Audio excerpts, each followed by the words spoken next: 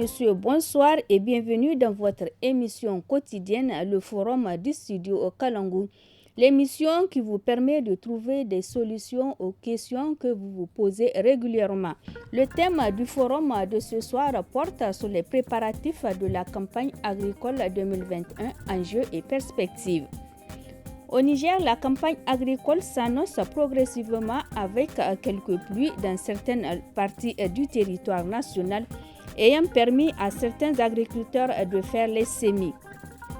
Toutes les attentions et tous les espoirs sont tournés vers la saison hivernale qui se pointe à l'horizon. L'agriculture étant l'une des activités phares au Niger.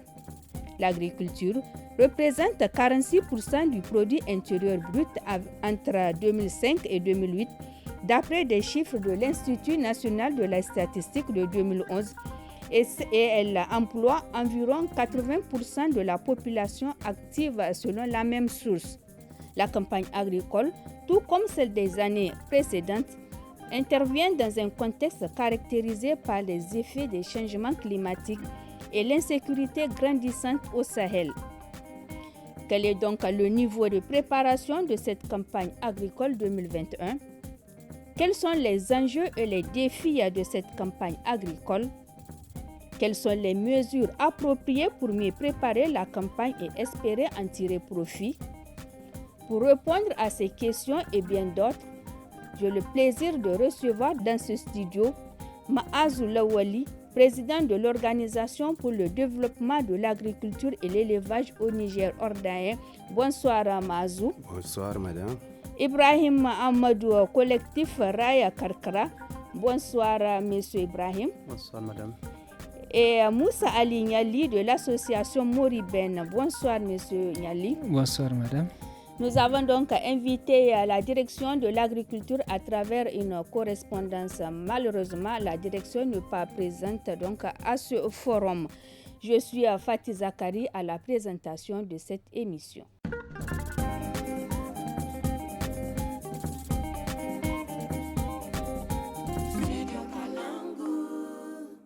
Pour commencer, je propose d'écouter un extrait du point de presse animé par le directeur général de la direction de la météorologie relativement aux prévisions météorologiques de la saison pluvieuse de cette année. Le directeur général de la direction de la météorologie, Katiel Lawangabtia, que je propose d'écouter.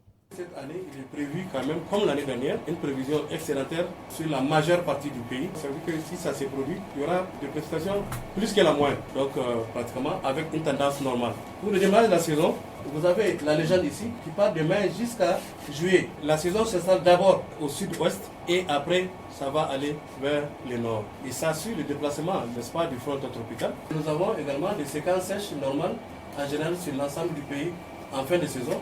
Mais en début de saison, nous attendons à des séquences sèches plus longues, à tendance normale. Après, donc, la pluie risque de se concentrer vers les fin juillet, août et éventuellement début septembre. Donc, on peut justement s'attendre à des inondations.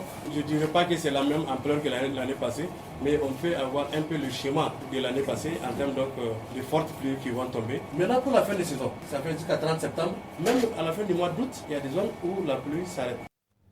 Vous venez là donc de suivre le directeur général de la direction de la météorologie relativement aux prévisions météorologiques de la saison pluvieuse cette année. Vos réactions, je commence par Ibrahim Amadou, collectif Raya Karkara.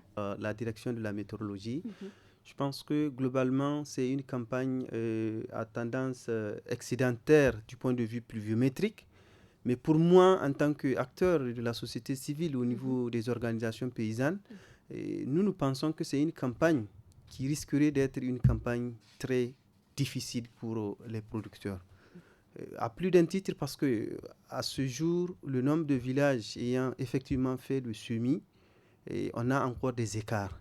Malheureusement, la direction de l'agriculture n'est pas là pour nous éclairer davantage. Mais ce que nous observons sur le terrain, nous, c'est qu'actuellement, il y a beaucoup de villages qui sont en début d'installation des cultures. Or, le bulletin, la météo prévoit des séquences sèches et une forte concentration des pluies dans les périodes de juillet à août. avec une prévision météorologique de fin de campagne vers septembre. Cela a des conséquences. Les conséquences, c'est que les pluies risqueront d'arriver au moment où les cultures n'ont pas atteint un niveau suffisant pour être bien solides pour supporter ces pluies. Monsieur Moussa Alignali de l'association Moribène, vous venez donc là de suivre le point de presse animé par le directeur général de la direction de la météorologie. Qu'est-ce que vous en dites? Merci madame. Bonsoir chers auditeurs. La Fédération Moribène, à travers ma voix, remercie le studio Kalangu de l'avoir invité pour donner son point de vue par rapport à cette problématique.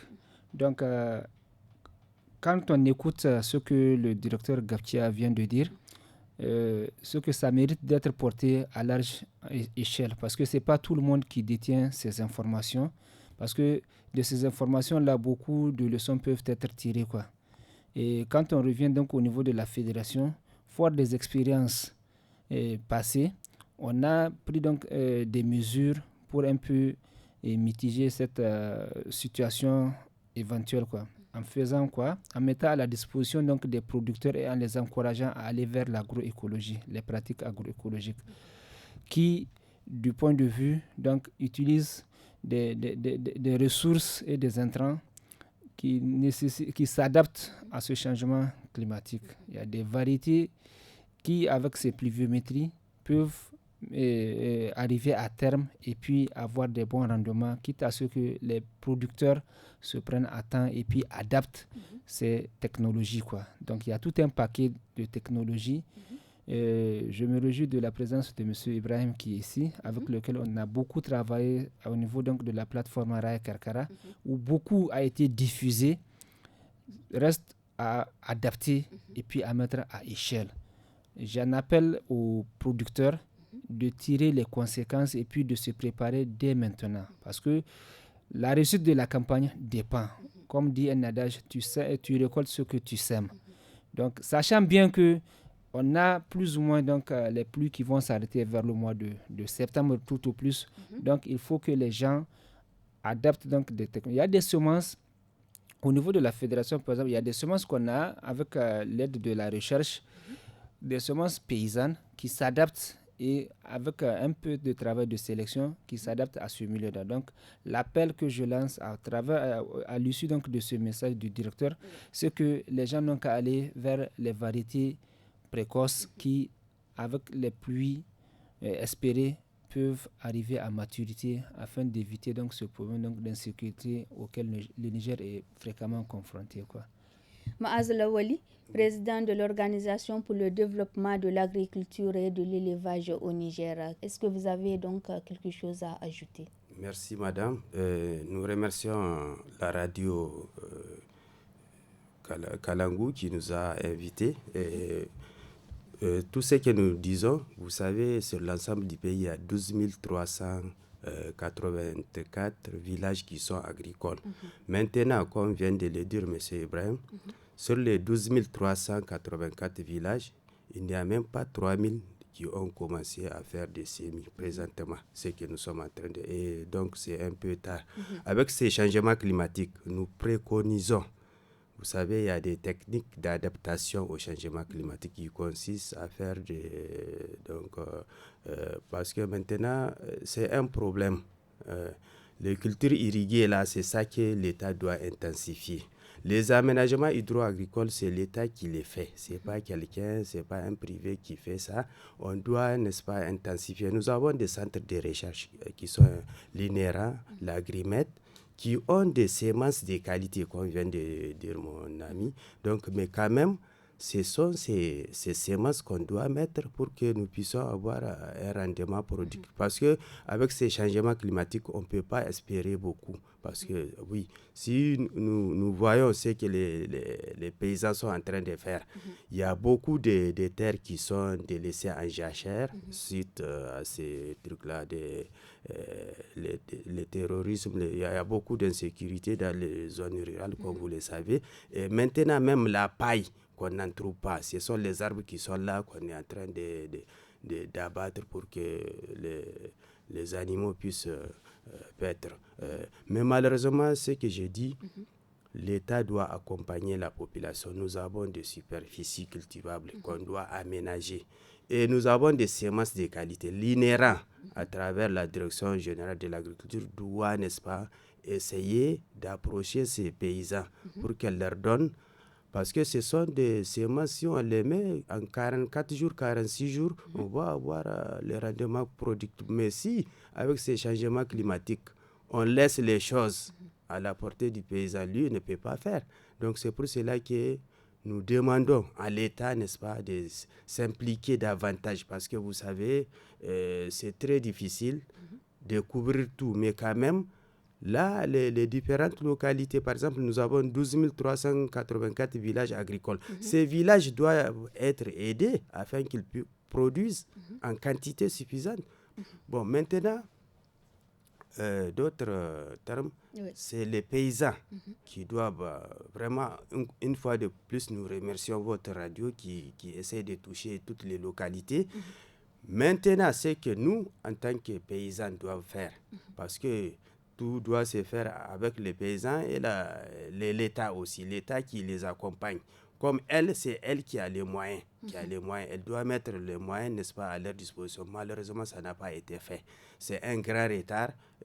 Bon, il y a une réorganisation au niveau du ministère de l'Agriculture, mais jusqu'à présent, ça tarde à venir. Vous savez, la campagne, elle vient de s'installer. Maintenant, il n'y a même pas 3000 villages qui ont eu les premières pluies.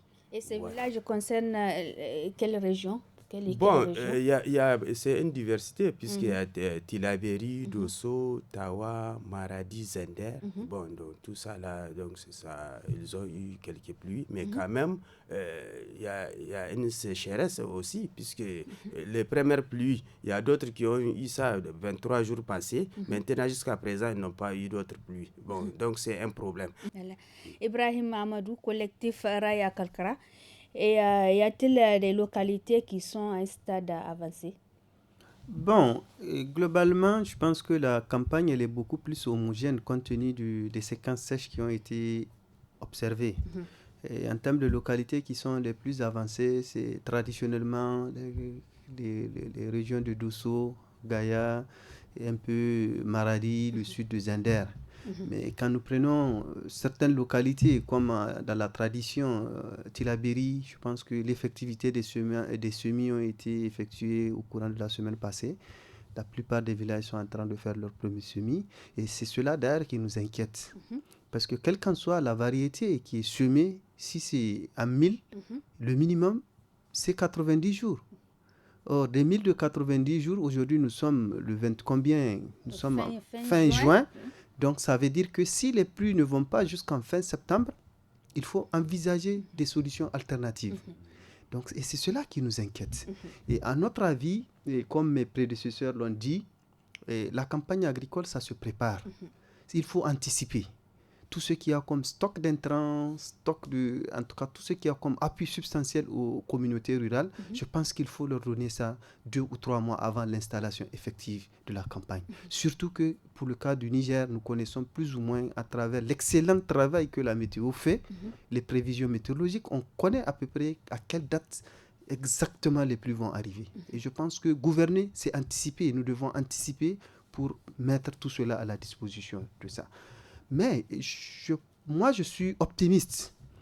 Si nous allons dans le sens de mes collègues, il faut anticiper en sensibilisant davantage les producteurs vers une diversification culturelle. Nous ne devons plus miser sur le mil ou le sorgho actuellement au Niger. Il faut miser vers des cultures de court cycle. Je pense que des cultures comme les cultures négligées, n'est-ce pas, comme le sésame, comme l'arachide, le niébé, l'oseille, des cultures à cycle très court et qui sont souvent négligées par les producteurs pourront améliorer notre situation sur cette campagne agricole.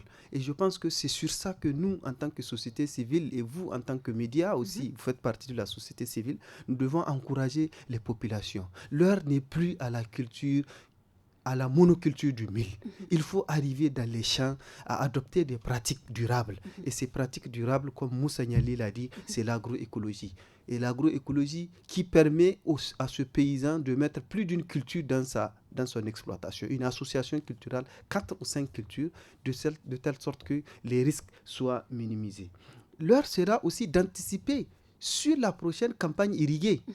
Parce que du moment où on connaît plus ou moins le visage de cette campagne, on peut anticiper sur la petite irrigation. Ça veut dire qu'on peut miser sur les décrues, les cultures de décrues. En septembre, octobre déjà, l'État peut mettre les moyens à la disposition des producteurs pour les encourager à faire les décrues. Et ça va nous permettre de combler les gaps en termes de sécurité alimentaire. Et à mon avis, il n'y a pas de doute. Nous ne devons plus compter sur l'extérieur pour assurer notre souveraineté alimentaire. Mes collègues l'ont dit, la souveraineté alimentaire, c'est une base. La souveraineté alimentaire, c'est une vocation. Et ça devait être un acte, c'est un acte constitutionnel. Donc il y a des articles qui sont consacrés dans la Constitution dédiés à la souveraineté alimentaire. Nous devons tout faire pour en assurer cette souveraineté et sécurité alimentaire au Niger. Et Moussa Niali, aujourd'hui, les agriculteurs sont en retard cette année. Que faut-il faire pour ces agriculteurs? Ce qu'il faut faire, c'est qu'il faut s'adapter. Parce que qui dit changement dit adaptation. Maintenant, il y a des variétés. Par exemple, si dans la diversification que vient de parler Ibrahim, il y a des variétés de mil qui vous font des variétés de niébé qui vous font 45 jours. À 45 jours, par exemple, si vous prenez l'IT 90, à 45 jours, 50 jours maximum, vous allez commencer à manger. Le mil Shakti, il y a plusieurs variétés de cela. Et puis, il ne faut pas s'arrêter à une seule variété. Ce qui nous blesse la plupart du temps, c'est je suis habitué à telle chose, je suis habitué. Même si cela change ou bien cela ne répond plus à vos besoins, vous continuez toujours à faire la même chose. Donc, il faut un changement de mentalité. Et comme dit un adage, quand vous êtes malade, le premier docteur, c'est vous-même parce que c'est vous qui allez identifier où vous fait mal et avant donc de chercher à ce qu'on vous prête secours, quoi. Les paysans, aujourd'hui, ne doivent plus compter sur l'extérieur, ne doivent plus compter sur l'État même, parce que l'État ne répond plus. Il faut que les gens s'organisent et montent des dynamiques, créent des dynamiques solides. Il faut s'associer. Il faut que les gens travaillent en synergie. Telle personne a une expérience, une expertise, il faut que les gens se coudent et se viennent en aide et puis essaient donc de créer. Si aujourd'hui les paysans, ils s'organisent, ils deviennent des structures fortes, ils peuvent influencer donc sur le politique. Mais si les gens, chacun va dans son sens, le politique fera ce qu'il veut. Voilà. Et la deuxième partie du forum est consacrée donc sur les défis et enjeux de l'agriculture. Monsieur Yamazou Lawali, président de l'Ordain, quels sont les principaux enjeux de cette campagne de l'agriculture? Pour cette campagne agricole, nous voyons vraiment qu'il y a un retard, n'est-ce pas? Et maintenant, l'État qui est censé faire des commandes d'engrais, a pu les stocker ici à Niamey. Vous voyez, il n'y a pas donc, de stockage dans les magasins à l'intérieur. C'est un problème. Donc, les choses sont venues un peu tardivement, mais malheureusement, ils ont pu stocker ça ici à Niamey. Et maintenant, nous sommes en pleine campagne. Quand est-ce qu'ils vont envoyer ça à l'intérieur du pays? Puisque vous savez, il y a 12 384 villages agricoles. Ces villages, ils attendent de l'État. Toujours, nous sommes en train d'attendre de l'État. Les semences de qualité, nous en avons. La FAO avait donné ça à l'État. On doit vraiment, ces semences-là qui sont de qualité, on doit les amener là où on fait l'agriculture. Malheureusement, l'État ne le fait pas. Et c'est un problème. C'est un problème. Les paysans, ils ne connaissent rien. Il faut l'encadrer. Il faut lui faire comprendre, voilà. De toute façon, il y a des problèmes. Ils ont vendu toutes les terres agricoles. Il y a beaucoup de ces gens qui ont payé ces terres agricoles. Maintenant, on ne pense pas si vraiment on peut avoir un rendement productif important. Et les changements climatiques ont fait en sorte que, vous voyez même, il y a beaucoup de cultures qui sont parties, n'est-ce pas, avec les inondations. Et c'est des problèmes. Tout ça, là, l'État doit mettre...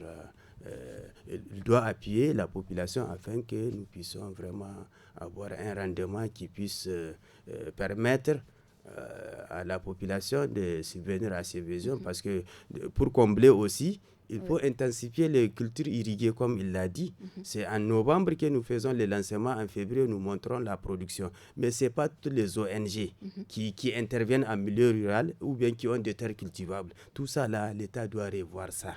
Voilà. Ibrahim Amadou, collectif Raya Karkara, quels sont les principaux enjeux de cette campagne agricole?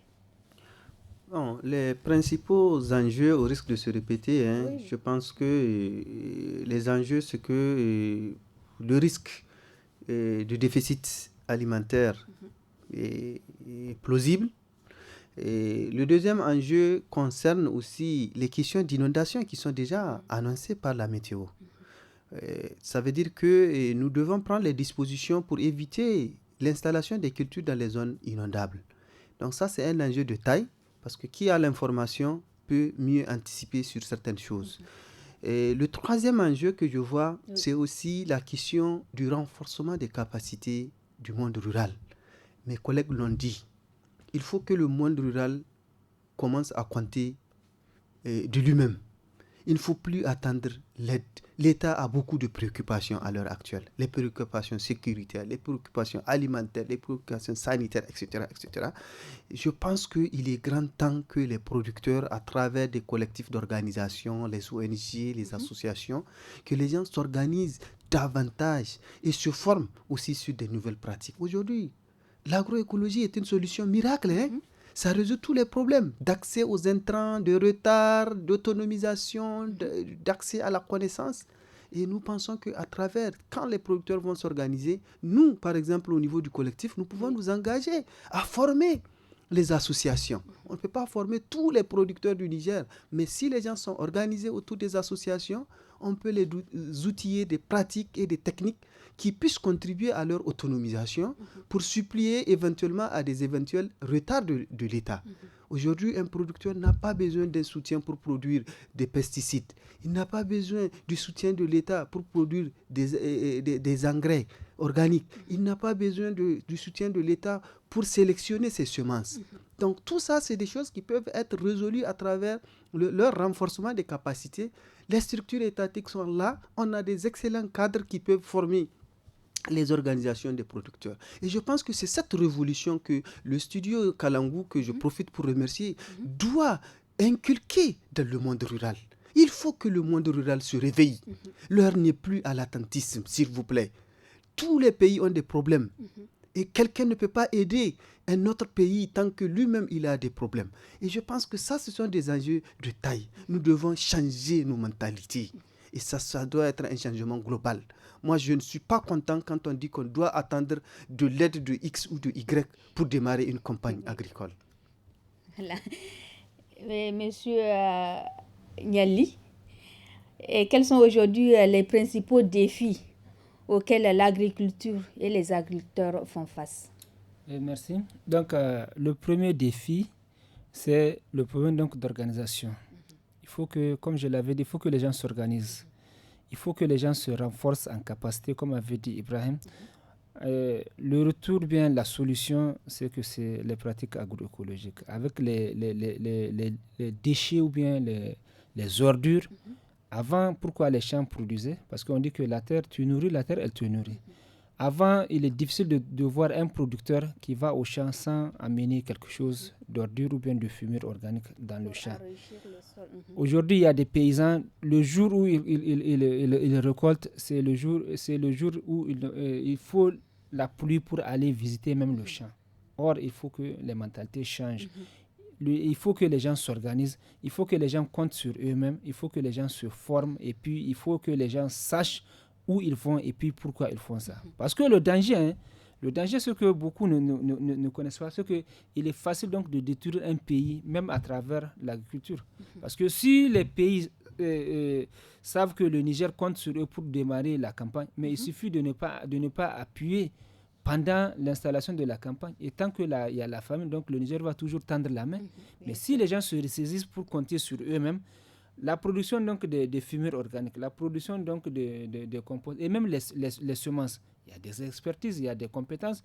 Aujourd'hui, nous-mêmes, au niveau donc des producteurs, on peut produire nous-mêmes nos semences qui sont adaptées à notre milieu. Donc il faut que les gens comptent sur eux-mêmes, les gens se renforcent, les gens se retrouvent dans des organisations, dans des structures pour essayer donc de définir des lignes de conduite et puis travailler ensemble. Tout à l'heure, on avait parlé donc du problème donc des engrais chimiques. C'est vrai, cette année, il y a le problème d'engrais qui s'est posé. À tort ou à raison, on peut dire que c'est lié donc à cette pandémie donc de coronavirus qui a entraîné la fermeture des frontières. Mais c'est très bien que on peut faire des pesticides bio avec ceux que nous avons. Il y a des techniques qui permettent donc de fabriquer donc de l'engrais naturel avec nos déchets, les composts, avec les biodiversités et ce qui s'ensuit. Le problème de semences. On a des multiplicateurs de semences qui sont reconnus et qui sont suivis, appuyés par l'État. Notre problème, c'est que tout ce qui ne vient pas de l'extérieur, on considère que c'est de mauvaise qualité. Il y a beaucoup de Nigériens qui produisent de la semence de qualité et qui sont dans les catalogues. Mais les gens préfèrent toujours attendre et puis ils voient que c'est cher. J'en appelle ici que les semences sont issues donc de la recherche et de la sueur donc des producteurs. C'est leur source de revenus. Parce qu'une des philosophies au niveau donc de notre fédération, c'est de faire en sorte que, de la même façon que vous et moi, on se lève le matin pour aller au bureau chercher notre pain, que l'agriculture devienne donc le bureau, le champ devient donc le bureau du producteur. Qu'à travers donc son champ, il arrive donc à se nourrir, à se vêtir, à subvenir à tous ses besoins. Oui, Moussa, aujourd'hui, est-ce que les semences pour la campagne agricole 2021 sont disponibles dans l'ensemble du pays? Dans l'ensemble du pays, non. C'est pourquoi j'ai dit qu'il faut que les gens se réunissent autour donc, des structures.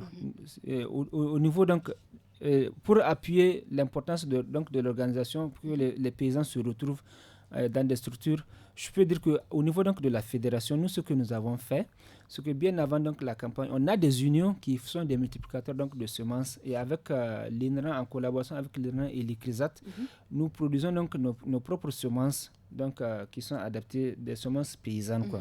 Et donc, c'est ces semences-là, donc, à travers les boutiques d'intrants et toute une chaîne donc, de distribution que nous mettons donc à disposition. Nos producteurs vendent et ils produisent et on revend donc au niveau donc, au sein du réseau et même donc pour les autres producteurs qui veulent. Il y a les variétés donc de mil et les variétés donc de niébé qui sont produites et qui sont mises à la disposition. Donc de telles dynamiques sont à multiplier au niveau donc des autres. De sorte que si l'État n'a pas amené, il faut que toi aussi tu te demandes où est-ce que je peux trouver, comment je peux trouver. À force de chercher, on va trouver. Donc au niveau donc de la fédération, nous avons des stocks de semences qui sont produits par nos producteurs et qui sont mis sur le marché. Quoi. Mais du point de vue donc de l'appui de l'État ou bien des producteurs eux-mêmes, il n'y a pas. Parce que l'année passée, il y a eu des inondations. Les cultures n'ont pas arrivé à cycle. Ce qui veut dire que donc il n'y a pas eu de maturité, donc il n'y a pas eu de semences. Il faut apporter, donc une main extérieure. Donc et cette main extérieure là, il faut que les gens se l'approprient. À travers votre micro, je profite pour que l'ensemble des producteurs, qu'au niveau donc de la Fédération Moriba, nous disposons des quantités de semences qui sont prêtes à être mises à disposition et c'est des semences qui sont issues donc de l'agroécologie, qui s'adaptent mieux au terroir. Maaz Lawali, dans votre première intervention, vous avez un peu évoqué la situation sécuritaire que traverse le Niger et les pays de la sous-région qui a causé beaucoup de réfugiés et de déplacés internes. Est-ce que cela peut être un obstacle pour la campagne agricole? Effectivement, ça peut affecter, n'est-ce pas, la campagne parce que leur présence, vous voyez, s'il y a l'insécurité, les gens ne peuvent pas aller au champ. Et comme ils viennent de le dire, les semences de qualité, ce n'est pas toutes les localités qui en disposent ou bien ce n'est pas toutes les localités qui ont des banques d'intrants agricoles. Quoi. Donc, il faut nécessairement qu'ils s'organisent parce que si vous voyez, les fédérations, c'est vrai, il faut une organisation, mais quand même jusqu'à présent, nos paysans ne sont pas censés s'organiser dans les différentes régions. Les 12 384 villages agricoles, si vous partez, qu'est-ce qu'on leur donne? Rien. Tout est stocké ici dans des magasins. Est-ce que ça peut les aider? Maintenant, il y a les problèmes d'insécurité. Vous venez de parler, il y a aussi la Covid qui est venue affecter tout, n'est-ce pas? Et il y a des déplacements des gens partout. Les gens ne sont pas en insécurité. Donc, tout ça, là, l'État doit tenir compte de ça. On doit les aider, on doit les appuyer. Même pour manger, c'est un problème. Pas pour s'aimer même. Pour manger même, on ne leur a rien donné. On attend toujours de l'État. Nous sommes là en train d'attendre toujours. Ceux qui ont des terres cultivables, ils ne sont pas nombreux. Ils ne sont pas nombreux, s'il vous plaît. La plupart, ils ont vendu leurs terres, ils sont partis en exode. Et c'est des problèmes. Il faut qu'on s'organise, aménager de grandes superficies. L'État doit accompagner. Il y a la Direction générale de l'agriculture. Qu'est-ce qu'elle fait? Quel appui elle donne aux agriculteurs? Et tout à l'heure, vous avez parlé, l'agriculture concerne 80% de la population. Hein? Ça couvre 46% du PIB. Mais tout de même, si on n'appuie pas cette activité, est-ce qu'on peut avoir des rendements qui puissent suffire à 21 millions de personnes? Ça ne peut pas aller. Donc, il faut nécessairement que l'État s'organise. Si vous prenez, par exemple, l'importation du riz, on dépense 225 milliards de francs CFA à chaque année. Les 3 années passées, chaque année, c'est plus de 225 milliards. C'est beaucoup. Si on met une grande partie de cet argent pour aménager de grandes superficies, on peut avoir des rendements productifs. Donc, il faut vraiment que l'État s'active ou bien s'organise, n'est-ce pas, à aider ces gens-là. Si on dit qu'il y a un ministère de l'Agriculture, pourquoi il est là? C'est pour aider la population aussi, n'est-ce pas? Malheureusement, l'État, elle doit avoir une politique agricole commune qui doit concerner toutes les régions. Maintenant, présentement, il n'y a pas une région qui ne produit pas. Il n'y a pas. Oui. Si la culture du 10 000, même à Iférouane, on fait dans la région d'Agadez. Iférouane, il y a une partie que les gens font des trucs, des cultures 10 000. Mais il faut les aider, leur donner des semences de qualité. Il y a les blés, les maïs, les sorgho, tout ça là, il faut développer ça. Nous avons des eaux souterraines. Avec ces changements climatiques, il faut les exorer, faire des aménagements hydro-agricoles pour qu'on ait des rendements productifs. Parce que la production, là, tant qu'on n'arrive pas à faire ça ou bien à accroître les rendements ici, même dans les pays, nous avons des institutions comme l'INERA, comme ils viennent de le dire. C'est eux seuls qui sont, n'est-ce pas, en collaboration avec l'INERA. Et les autres, il y a 12 384 villages agricoles. Il faut tenir compte de ces gens-là qui sont dans ces entités et les aider. Si l'État arrive à les aider, parce que personne ne peut les aider si ce n'est pas l'État. L'État doit vraiment les accompagner. C'est l'État qui sollicite l'aide extérieure pour qu'elle puisse, n'est-ce pas, accompagner les agriculteurs. Mais si on vient, on stocke dans des magasins ou bien ça vient tardivement, on stocke ça. On n'arrive pas à toucher les paysans. Mais qui a les moyens pour payer des semences? Personne n'a les moyens puisque les semences sont chères. On sait qu'elles sont de qualité, mais elles sont chères. Les paysans n'ont pas. L'année dernière, lorsqu'il y a eu des inondations, il y a eu 205 tonnes de riz qui sont partis. Mais ces gens-là, jusqu'à présent, ça fait 3 productions qu'on n'arrive pas ils sont en retard. Ils n'ont rien. Si vous partez dans les rizières, vous allez voir tout est sec. Donc, il faut que l'État accompagne ces paysans parce que c'est eux. Mais ils n'ont pas les moyens. Il y a eu le terrorisme, il y a eu ceci, cela, il y a des déplacements des gens partout. Mais les gens ne sont pas là. Mais c'est eux qui ont les terres cultivables. S'ils ne produisent pas, mais on va toujours tendre la main. Donc, l'État qui a un ministère de l'agriculture doit avoir une politique agricole qui va concerner toutes les régions. Si c'est pour produire du blé, on va produire. Si c'est les sésames, si c'est les milles, donc il faut accompagner les gens. Techniquement, nous avons des agents, des cadres qui sont là. Mais nous ne voyons pas leurs compétences parce que sur le terrain, ils n'accompagnent personne. Ils sont là, on ne sait pas ce qu'ils font. Tu es forestier, on ne te voit pas sur le terrain, tu es dans les bureaux. Tu es comme chef service agricole, tu es dans les bureaux. Mais si tu n'es pas sur le terrain, qui va faire ça? Qui va accompagner les paysans? Donc vraiment, avec ces changements climatiques, il faut des techniques d'adaptation plus performantes que l'État doit mettre à la disposition de la population. Mais si l'État n'accompagne pas, on va venir parler, mais si sur le terrain, s'il n'y a pas le concret, on ne peut pas avoir les rendements productifs. Donc vraiment, nous remercions une fois de plus votre radio qui arrive n'est-ce pas, à toucher tous les points sensibles. Parce que cette affaire-là, ça concerne tout le monde. Ça concerne la population en premier lieu et l'État qui accompagne. Parce que même l'année dernière, ils ont demandé pour accompagner, n'est-ce pas, choses là, comme le déficit, là, pour dire, ils ont eu 21 milliards pour les trucs d'inondation, là. Mais jusqu'à présent, ce n'est pas réparti. Ces gens qui ont perdu leurs biens, qui va leur donner? Donc voilà des problèmes qui sont réels, mais quand même que l'État n'arrive pas à créer des conditions pour réparer ça. Parce que chaque localité, on doit accompagner. Par exemple, si vous prenez un département qui a au moins qui donne 500 tonnes, si on ne l'accompagne pas, cette année, je ne pense pas qu'il peut avoir même 200 tonnes. Donc voilà. Le temps est contre nous. Nous allons rapidement passer au troisième point de ce forum qui porte sur les mesures d'accompagnement des agriculteurs. Monsieur Ibrahim Amadou, collectif Raya Karkara, quelle est la contribution de votre association en termes d'appui aux agriculteurs pour que cette campagne se déroule dans de bonnes conditions? Merci. Et donc, je rappelle que nous, notre collectif, c'est un collectif d'ONG et d'associations paysannes. La plateforme paysanne, Moribène qui est ici présente, et d'ONG internationales qui sont acquis à une thématique qu'on appelle l'agroécologie.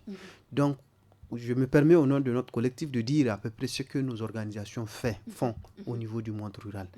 Donc la première chose, c'est d'abord la question en lien avec le changement de comportement. Je pense que au sein de notre collectif, à travers nos différents réseaux, nous avons déjà anticipé pour informer les producteurs sur les tendances actuelles de la saison pluvieuse. En mai déjà, le bulletin prévisionnel, nous l'avons diffusé à travers les radios partenaires, etc., pour préparer les gens. Donc, dans nos différentes zones d'intervention, les paysans sont déjà informés sur les tendances. Et donc, ça a permis de faire des anticipations dans les zones. Les paysans sont déjà au courant que c'est une campagne qui risquerait d'être timide à mauvaise. Donc, en conséquence, cette sensibilisation apportée aujourd'hui, en tout cas dans les zones où nous intervenons, les gens ne sont plus attachés à une seule culture, mais ils vont dans le sens de diversifier pour réduire les risques d'insécurité alimentaire. Et notre collectif fait beaucoup aussi d'activités de formation et de renforcement des capacités. En tout cas, là où nous sommes présents, les paysans, ils ne sentent pas l'absence de ces intrants.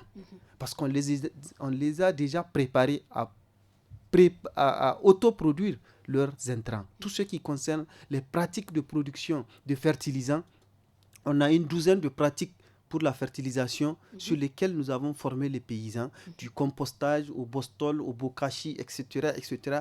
Autant de pratiques qui leur permettent d'être autonomes. Au cas où l'aide de l'État ne venait pas à point nommé, les producteurs ont des alternatives pour faire la fertilisation nécessaire. Tout comme dans le domaine aussi de la production des pesticides, à ce niveau aussi, nous avons renforcé la capacité de nos organisations pour autoproduire les pesticides sur la base d'une douzaine de plantes qui sont naturellement disponibles dans les différentes localités. Et donc, c'est notre part de responsabilité. Nous, on s'est dit, on n'a pas les moyens de l'État, on n'a pas les moyens des gros partenaires, mais nous avons nos moyens de changer le comportement pour pouvoir amener notre contribution à l'édifice. On ne se plaint pas, l'État fait de son mieux, il faut le dire. Mais dans le secteur agricole, du moment où c'est le secteur le plus vital pour le pays, l'État doit encore faire parce que notre autonomie en dépend, notre souveraineté en dépend. Qui gagne l'agriculture domine le monde. Quelqu'un l'a dit ici dans ce studio qu'on peut nous affamer. Le pays peut être fatalement touché. Ça peut être plus crucial que certaines maladies. Et en conséquence, l'appel que je lance aux producteurs d'abord, aux paysans, c'est de compter sur soi-même. Le Nigérien doit apprendre à compter sur soi-même avant d'attendre l'aide de quelqu'un. Et la deuxième chose, c'est aussi cette diversité que Dieu nous a donnée. Aujourd'hui, au Niger, dans un seul champ, tu peux produire 4, 5, 7 espèces, n'est-ce pas, cultures différentes. Mais pourquoi, bon sang, on va s'en tenir à une seule espèce qui va nous affamer? Le mil ne peut plus nourrir les Nigériens. Il faudrait que le mil soit un aliment de luxe pour nous. Mais à côté du mil, à mon avis, il y a des cultures dites orphelines qu'il faut promouvoir au Niger. Moi, je suis en train de voir même certaines cultures qu'on a délaissées comme le fonio. Il faut les faire revenir. Le fonio n'a pas besoin de 3 mois de campagne. C'est une culture qui a besoin de tout au plus 30-40 jours de pluie. Elle peut produire vraiment des céréales de très bonne qualité. Oui, monsieur Ibrahim Amadou, tout à l'heure, vous disiez que l'État fait de son mieux. Alors, quelles sont les dispositions mises en place par l'État en vue de sécuriser la campagne agricole? Bon, à ma connaissance, en tout cas au niveau des zones d'intervention, oui, ce que moi j'ai vu, il y a quand même le minimum qui est là. Ce minimum, c'est le dispositif d'encadrement. Parce qu'aujourd'hui, le Niger est fortement décentralisé sur le plan agricole. Presque dans chaque commune, vous avez au moins des encadreurs, des répondants de l'État, n'est-ce pas, qui encadrent les producteurs sur les différentes techniques et pratiques, n'est-ce pas. L'État, déjà, le fait de payer ses agents qui sont au service des communautés, à mon avis, c'est une contribution. L'autre contribution qui n'est pas de moindre, il faut dire que même le fait d'assurer la sécurité dans certaines zones pour permettre aux producteurs d'aller dans leurs exploitations est une forme de contribution. Et comme je l'ai dit, l'État ne peut pas tout faire.